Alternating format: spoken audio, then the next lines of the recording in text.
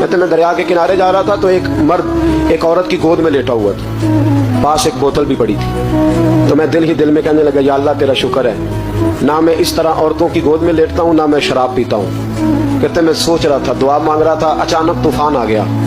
ایک کشتی دریا میں آ رہی تھی، وہ کشتی ڈوب گئی، 5 مسافر گر گئے۔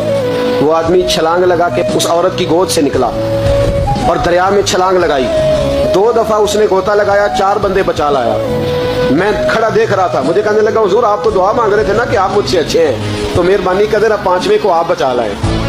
مہربانی کریں نا 5ویں کو ذرا بچائیں نا، شفقت فرمائے۔ تو خواجہ حسن بصری رحمۃ اللہ علیہ فرماتے ہیں میں نے اس کو کہا کہ بھائی مجھے تو تیرنا نہیں آتا، بچائے گا تو ہی،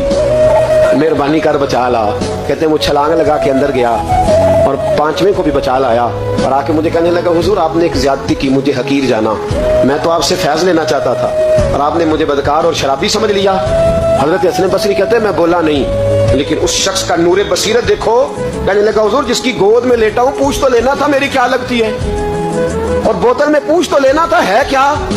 فرمایا بتا دے۔ کہنے لگا جس کی گود میں لیٹا ہوں یہ غیر نہیں، یہ میری ماں ہے،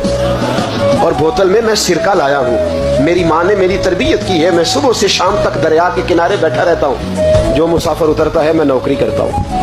اگر روٹی کی ضرورت ہو تو کھانا دیتا ہوں، سرکہ دیتا ہوں، گھر جانا ہو تو وہ گھوڑا بندھا ہے میں چھوڑ کے آتا ہوں۔ کاش کبھی آپ سوچ لیتے، غور کرتے، توجہ کرتے، ہم تو 1 منٹ میں بدگمان ہوتے۔ سوچے ہی مسلمان